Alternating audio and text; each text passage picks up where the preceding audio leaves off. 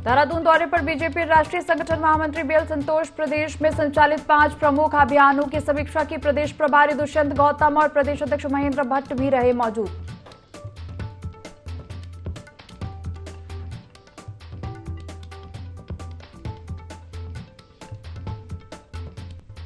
कुमाऊं में heli service आज से शुरू। हल्द्वानी से पिथौरागढ़, मुंशियारी और चंपावत के लिए शुरू हुई हेली सर्विस। मुख्यमंत्री पुष्कर सिंह धामी ने किया फ्लैग ऑफ।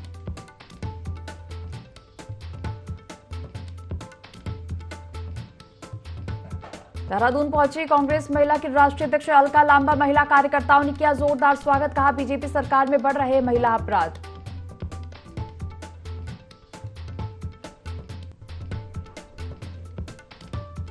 मसूरी के वुडस्टॉक स्कूल पहुंचे बॉलीवुड एक्टर आमिर खान। देखने को लगी फैंस की भीड़। स्कूली छात्रों ने फोटो खिंचवाई और ऑटोग्राफ भी लिए।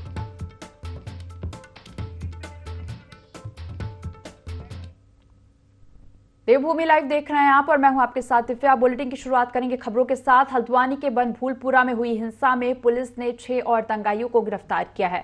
एसएसपी प्रहलाद मीणा ने जानकारी देते हुए बताया कि पकड़े गए 6 दंगाई मुखानी थाने की गाड़ी जलाने और नगर निगम कर्मचारियों पर हमला करने में शामिल थे। पुलिस अब तक 74 दंगाइयों को गिरफ्तार कर चुकी है। इसके अलावा एसएसपी ने कहा कि घटनास्थल के आसपास रहने वाले लोग जो अपने घर बंद कर फरार हैं, उनको तलाश करने के लिए भी पुलिस की टीमें लगातार दबिश दे रही हैं।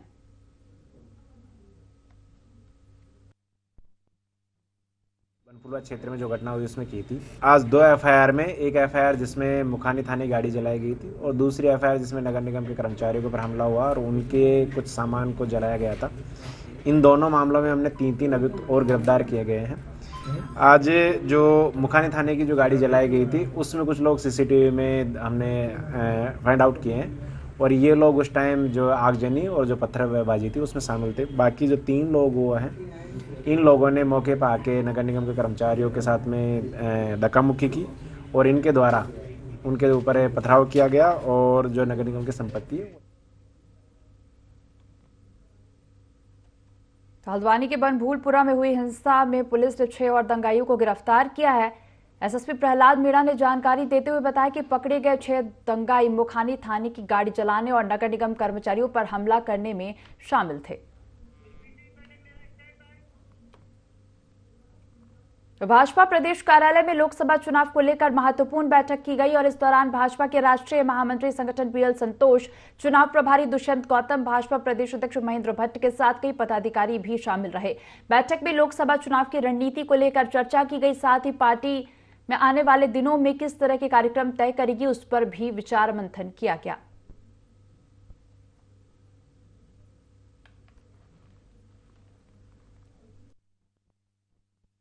देखिए, हमारे राष्ट्रीय महामंत्री जी का प्रवास था।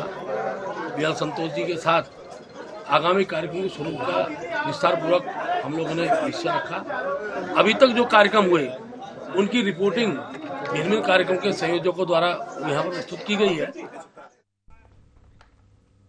शीतकाल के चलते यूनेस्को विश्व धरोहर स्थल फूलों की घाटी राष्ट्रीय पार्क में विशेष निगरानी रखने के लिए पार्क प्रशासन ने इन दिनों घंगरिया फूलों की घाटी राष्ट्रीय पार्क में वन्य जीवों और वन संपदाओं की सुरक्षा को लेकर गश्त बढ़ाती है। बता दें कि प्रतिवर्ष शीतकाल के लिए 31 अक्टूबर को विश्व प्राकृतिक धरोहर स्थल फूलों की घाटी राष्ट्रीय पार्क आम पर्यटकों के लिए बंद कर दिया जाता है और इन दिनों घंगरिया में रुकने की किसी को भी अनुमति नहीं होती है। लिहाजा इस संवेदनशील पार्क क्षेत्र में वन्य जीव तस्करों सहित अन्य वन घुसपैठिए की गतिविधियों पर कड़ी नजर बनाए रखने के लिए पार्क कर्मी लगातार इस क्षेत्र में गश्त करते हैं।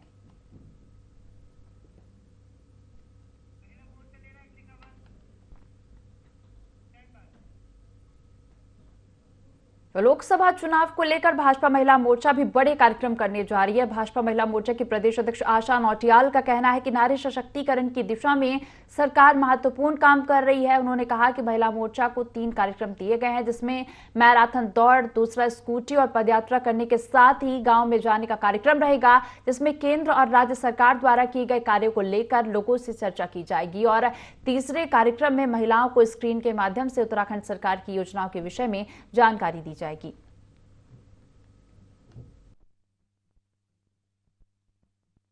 देखिए, नारी सशक्तिकरण की दिशा में सरकार बहुत महत्वपूर्ण कदम उठा रही है और महिलाओं को हर क्षेत्र में सामाजिक हो चाहे आर्थिक क्षेत्र में सशक्त करने के लिए मोदी जी ने बहुत महत्वपूर्ण कदम उठाए हैं। उसमें महिला मोर्चा को 3 कार्यक्रम मिले हुए हैं। 4 तारीख को हमारा मैराथन दौड़ होगी, जिसमें हम मोदी जी के लिए ही वो दौड़ करेंगे, जिस तरह से वो महिलाओं को आगे बढ़ाने का काम कर रहे हैं। स्कूटी और पद यात्रा हम करेंगे, जो गांव तक भी हम जाएंगे पद यात्रा को लेकर के। तो 15 फरवरी से फायर सीजन की शुरुआत हो चुकी है, जिसको लेकर वन विभाग अलर्ट मोड पर है। और इस साल बारिश कम होने की वजह से वातावरण में नमी कम है और इस वजह से वन अग्नि की घटनाओं पर अंकुश लगाना वन विभाग के लिए चुनौती बन सकता है। विभागीय मंत्री सुबोध उनियाल का कहना है कि वन अग्नि की घटनाओं को रोकने के लिए आम जनता की सहभागिता जरूरी है। इसको लेकर हमने प्रथम चरण में 72 गाँव में ग्राम प्रधान की अध्यक्षता में वन अग्नि ग्राम प्रबंधन समिति बनाई है, जो वनों की मॉनिटरिंग करने का काम करेगी और वन अग्नि की घटनाओं पर अंकुश लगाने में मददगार साबित होंगे। साथ ही विभागीय अधिकारियों को निर्देशित किया गया कि वह अपने क्षेत्र की मॉनिटरिंग करने का काम करें। जन सहभागिता, मैंने कहा बिना जन सहभागिता के किसी भी आपदा को आप रोक नहीं सकते। इसी को देखते हुए हम लोगों ने प्रथम चरण में उन 72 ग्राम पंचायतों में ग्राम प्रधान की अध्यक्षता में वनाग्नि ग्राम प्रबंधन समिति बनाई है, जिसमें ग्राम प्रधान जी अध्यक्ष होंगे, वन पंचायत के सरपंच, महिला मंगल दल के अध्यक्ष, युवक मंगल दल के अध्यक्ष, वन विभाग और राज्य विभाग के कर्मचारी उसके सदस्य होंगे, ताकि स्थानीय लोगों को जिम्मेदारी दी जाएगी। तो पूर्व में भी जब यह मैकेनिज्म नहीं था सरकारी विभागों का, तो स्थानीय लोग ही प्रभावी अंकुश लगाया करते थे आग पे, और साथ ही साथ दूसरे स्थानीय लोगों की सहभागिता बढ़े। इसके वन विभाग तमाम रिफॉर्म्स कर रहा है, जिसमें कि जंगलों से आम आदमी की आय पर भी प्रभाव पड़े। न्यायालय के आदेश देने के बाद भी लोहाघाट में एक बुजुर्ग महिला अपने बेटे की मौत के मुआवजे के लिए दर दर भटक रही है। नगर पालिका लोहाघाट में कार्यरत पर्यावरण मित्र विजय उर्फ गुंजा की 4 वर्ष पहले लोहाघाट के टंचिंग ग्राउंड में कूड़ा निस्तारण के दौरान नगर पालिका के कूड़ा वाहन की चपेट में आने से मौत हो गई थी। पुत्र की मौत के मुआवजे के लिए बुजुर्ग शकुंतला देवी ने चंपावत न्यायालय के दरवाजे खटखटाए। 4 साल चली लंबी कानूनी लड़ाई के बाद न्यायालय ने नवंबर 2023 में नगर पालिका लोहाघाट को विजय की मौत के लिए लगभग 37 लाख रुपए मुआवजा देने का आदेश दिया था। विजय की मां शकुंतला देवी ने बताया कि अभी तक नगर पालिका के द्वारा नवंबर महीने में उन्हें सिर्फ 5 लाख रुपए दिए गए हैं। यह है कि मतलब मेरा कोई आगे पीछे नहीं है। साहब मेरा एक लड़का था, वो मरीज खत्म हो चुका। अब साहब मेरा आगे पीछे कोई नहीं है। 5 लाख के अलावा मुझे कोई पैसा नहीं मिला है। तो नगर पालिका वाले ये कह रहे हैं कि हमने 5 लाख दे दिया है, अब 10 लाख देंगे हम। 10 लाख के अलावा हमारे पास ज्यादा पैसा नहीं है। ये कोर्ट के आदेश की जो है कि अवहेलना पूरी नगर पंचायत कर रही है, जबकि एक गरीब आदमी है, इसके आगे पीछे कुछ भी नहीं है। इसके बच्चा था एक जो इसका सहारा था। वैसे तो लड़का जो है करोड़ों का है, अब डेथ हो गई है उसकी। तो जब कोर्ट ने आदेश दे दिया है कि इनको पैसा दिया जाए 37 लाख रुपया, तो अब बार बार इसको परेशान किया जा रहा है, पैसा दिया नहीं जा रहा है, जो कि एक गरीब के लिए बहुत है। अगर ये पैसा नहीं दिया जाए तो फिर हम लोग आंदोलन इसके पीछे करने की तैयारी करेंगे। बॉलीवुड मशहूर अभिनेता आमिर खान अपनी पत्नी किरण और बेटे आजाद के साथ मसूरी के प्रसिद्ध स्कूल वुडस्टॉक पहुंचे, जहां पर उन्होंने अपने प्रशंसकों के साथ जमकर फोटो खिंचवाई और ऑटोग्राफ भी दिए। इस दौरान स्कूल के बच्चों ने आमिर खान को घेर लिया और उनके साथ फोटो खिंचवाई। आमिर खान ने भी अपने प्रशंसकों को निराश नहीं किया। वहीं इस दौरान आमिर खान ने मीडिया से दूरी बनाए रखा। बताया जा रहा है कि आमिर खान अपने बेटे आजाद के एडमिशन के सिलसिले में मसूरी पहुंचे थे।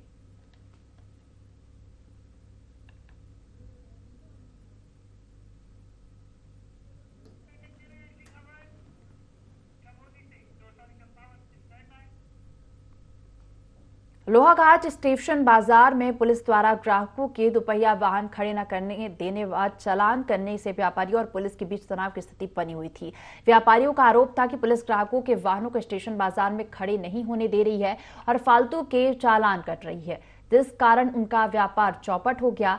व्यापार मंडल अध्यक्ष भैरव दत्त राय के नेतृत्व में व्यापारी एसडीएम लोहाघाट रिंकू बिष्ट के पास पहुंचे और उन्हें अपनी समस्या बताई और समाधान की मांग की। व्यापारियों ने एसडीएम से ग्राहकों के दोपहिया वाहन को 10 से 15 मिनट स्टेशन बाजार में खड़े करने देने की मांग की। समस्या के समाधान को लेकर चली बैठक में व्यापारियों, प्रशासन और पुलिस ने अपने अपने सुझाव भी रखे।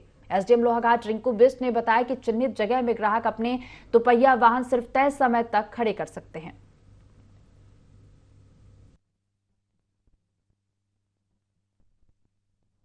प्रशासन द्वारा चालानी कार्रवाई की जा रही थी, उससे हमारे व्यापारियों का व्यापार जो है प्रभावित हो रहा था और सभी ने मिलकर के एक निर्णय लिया कि प्रशासन के साथ एक बैठक की जाए। इसमें थानाध्यक्ष महोदय और अभी उपजिलाधिकारी महोदय के साथ हमारी एक बैठक हुई और उसमें यह निर्णय लिया गया कि हमारा व्यापार भी प्रभावित न हो और यातायात भी सुचारू हो। इसके लिए ये निवेदन किया गया कि हमारे व्यापारी जो अपने वाहन है वो नियत स्थानों पर खड़ा करेंगे और जो ग्राहक अपने वाहनों से आएंगे, दुपहिया वाहनों से, वो जो है अपना राष्ट्रीय राजमार्गों को छोड़कर जो सफेद पट्टी है उसके अंदर पे जहां भी स्थान उनको मिलता है तो एक सीमित अवधि के लिए जब तक वो सामान लें तब तक अपना वाहन वहां पर खड़ा करेंगे। बाजार में दोपहिया वाहनों की व्यवस्था को सुचारू करने के लिए और यातायात को सुचारू बनाए रखने के लिए व्यापारियों के साथ में और हमारे पुलिस प्रशासन के साथ में एक संयुक्त बैठक की गई। पूर्व में ही ये निश्चित किया गया था कि जहां पर बाजार में चौड़ी जगह है वहां पर दोपहिया वाहन खड़े रहेंगे, लेकिन वो कुछ अवधि के लिए ही खड़े रहेंगे। इसके संबंध में एसओ को निर्देशित कर दिया गया है कि वहां पर जो ट्रैफिक व्यवस्था है उसको दुरुस्त रखेंगे और कोई भी वाहन जो है कस्टमर का वो लंबे टाइम तक खड़ा नहीं रहेगा।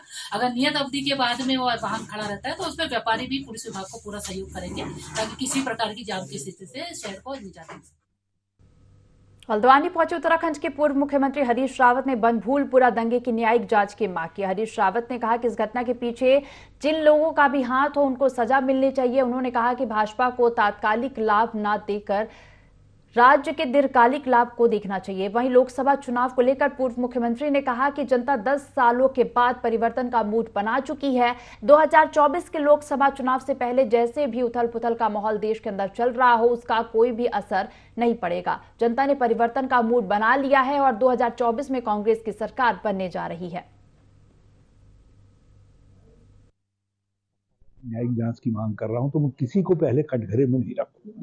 ये काम हम उस जांच के ऊपर छोड़ना चाहेंगे और मैं मुख्यमंत्री जी से भी कहना चाहूंगा कि यदि भाजपा तात्कालिक लाभ न देखे तो राज्य के दीर्घकालिक हित में आवश्यक है कि इस घटना की उच्च न्यायिक जांच हो ताकि असली कारण भी समझ में आ जाए और असली गुनाहगार भी सामने आ जाए। जनता 10 साल बाद परिवर्तन का मानस बनाए और यदि जनता ने परिवर्तन का मानस बना लिया है तो परिवर्तन अवश्य संभव है। परिवर्तन की धारणा बनती है तो फिर जनता अगुवाई करती है। ये 2024 में भी परिवर्तन के लिए जनता अगुवाई। लोकसभा चुनाव को लेकर प्रशासनिक तौर पर तैयारियां जोरों पर हैं, जिसे लेकर डीएम और एसएसपी ने बैठक कर तैयारियों का जायजा लिया। बैठक में सभी सीओ, एसडीएम सहित सभी अधिकारी शामिल हुए। डीएम धीराज गब्रियाल ने बताया कि चुनाव के मद्देनजर दूसरे चरण की बैठक थी जिसमें संवेदनशील इलाकों को चिन्हित कर इसकी रिपोर्ट 1 हफ्ते में सौंपने के निर्देश दिए गए। साथ ही उत्तराखंड सीईओ इस संबंध में एक बैठक लेकर हरिद्वार लोकसभा की सभी विधानसभाओं की तैयारियों की समीक्षा करेंगे। जिलाधिकारी महोदय मेरे द्वारा जितने भी हमारे सेक्टर मजिस्ट्रेट्स हैं, पुलिस ऑफिसर्स हैं, इनके साथ एक मीटिंग ली गई थी जिसमें वल्नरेबिलिटी मैपिंग के संबंध में और जो आने वाला जो हमारा किस तरीके से आगे चीज़ों को हम लोगों को इलेक्शन में करना है उसकी तैयारियों को लेकर की समीक्षा बैठक थी। और इसमें वल्नरेबिलिटी मैपिंग के लिए अभी क्योंकि अभी इनिशियल स्टेज पे ही हम लोग इस काम को कर रहे हैं और अगले 2-3 दिन में इसको हम लोग फाइनल करके इलेक्शन कमीशन की कल मीटिंग भी है उससे पूर्व हम लोग इसको करेंगे।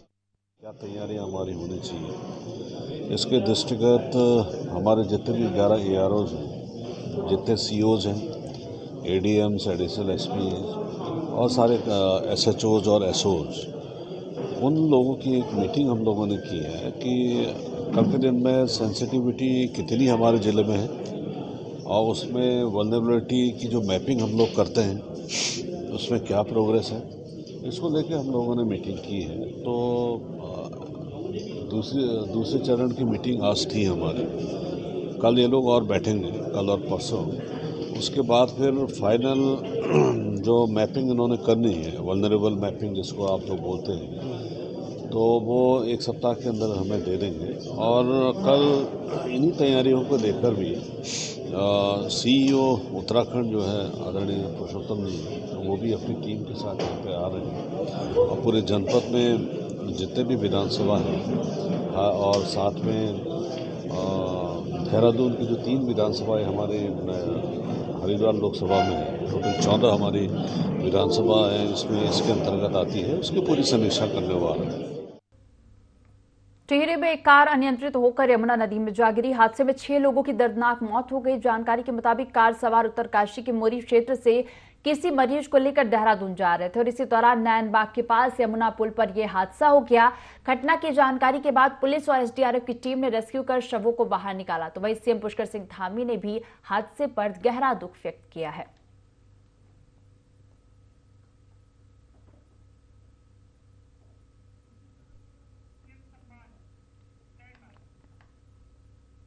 अंतर्राष्ट्रीय मातृभाषा दिवस पर देहरादून के IRDT सभागार में कार्यक्रम का आयोजन किया गया, जिसमें सीएम पुष्कर सिंह धामी शामिल हुए। कार्यक्रम में सीएम धामी ने साहित्यकारों को उत्तराखंड साहित्य गौरव सम्मान से सम्मानित किया, जिसमें 10 साहित्यकारों को 1 लाख रुपए सम्मान राशि दी गई।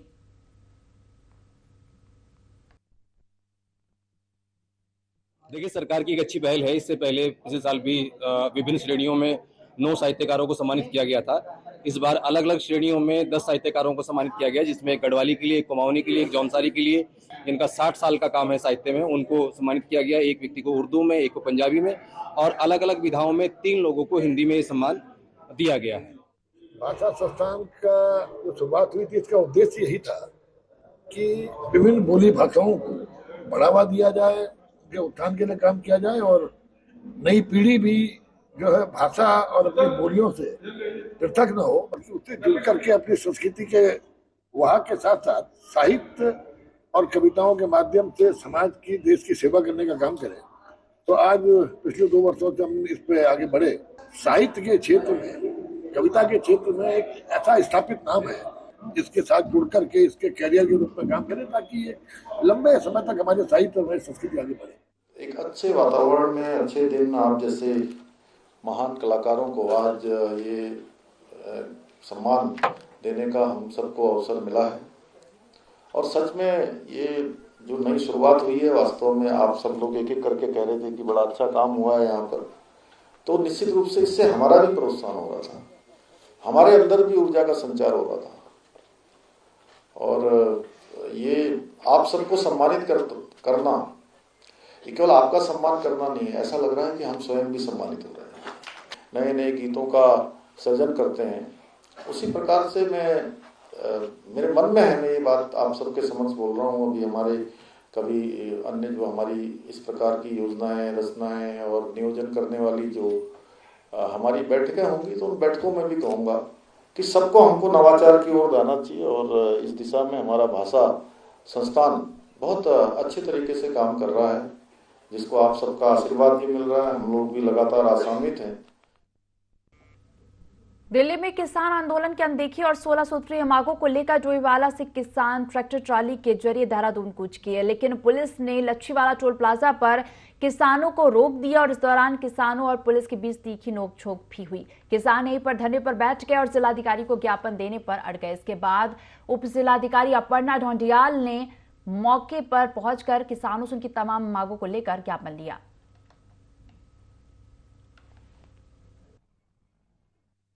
मांग है हमारी शुरू से चल रही है, उसके साथ ही करीब 12 मांगों का जो ज्ञापन है पंजाब के जो किसान हैं वो भारत सरकार को सौंप रहे हैं। उसमें है हमारी जो किसान हैं, इन्हें जो 60 साल से ऊपर की जिनकी अवस्था हो गई है, उन्हें 10,000 रुपया की पेंशन दी जाए। उसके अलावा हमारे दिहाड़ी मजदूर हैं जो आम फैक्ट्रियों में काम करते हैं, जहाँ उन्हें 200, 250, 300 रुपए दिहाड़ी दी जाती है, उन्हें जो मजदूरी है वो कम से कम 700 रुपए पर डे दी जाए। इसी के लिए हम ये जो आज का ज्ञापन था जिलाधिकारी महोदय को देने जा रहे थे। यहाँ पर आज हमें पुलिस द्वारा रोक लिया गया है। कूच करने का कोई हमें शौक नहीं था। हरियाणा और पंजाब के बॉर्डरों पे जो किसानों के साथ सरकार द्वारा अन्याय किया जा रहा है, उन पे लाठी, डंडे, पानी की बौछारें, यहाँ तक के हद से जनपद उत्तरकाशी के टुंडा विकासखंड के ब्रह्मकाल में शिक्षा विभाग और ठेकेदार की बड़ी लापरवाही सामने आई है। ठेकेदार ने करोड़ों रुपए की आज स्कूल की बिल्डिंग तो तैयार कर ली, पर सुरक्षा दीवार लगाना भूल गया, जिसके कारण इस भवन के अस्तित्व पर खतरा मंडरा रहा है। बरसात के दिनों में बच्चों को पढ़ाई करने में दिक्कत आएगी। अध्यापकों का कहना है कि परीक्षाएं सर पर हैं और ऐसे में अगर बारिश होती है तो यही डर बना रहेगा कि ये भवन धंस न जाए। सवाल यह उठता है कि विभाग ने जब यह भवन ठेकेदार से हैंडओवर किया तो इसकी सुरक्षा जांच क्यों नहीं की गई।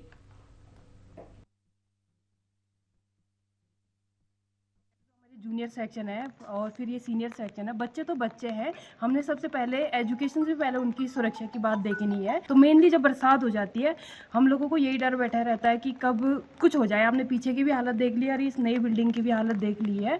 तो हम बच्चों को पढ़ा तो रहे हैं, बैठा भी रहे हैं, पर यही होता है कि हमारे पास कोई ऑप्शन नहीं है तो हम बैठा देते एक साइड को। पर बारिश में तो काफ़ी रिस्की है और काफ़ी डर हमें लगा रहता है, खासकर बच्चों की सुरक्षा को लेकर के। माध्यमिक विद्यालय में अपने बच्चों को पढ़ा रहे हैं, वो भी हर समय जब मूसलाधार बारिश जैसे हो तो ये स्कूल धंसने का खतरा है। शासन जो भी चाहे वो कर सकता है। बिल्डिंग को मुझे लगता है भी 1 साल भी नहीं हुआ बने हुए, लेकिन ठेकेदार ने इतना पैसा भी खर्च किया, लेकिन फिर भी जो है नीचे का पुस्ता नहीं लगा पाया।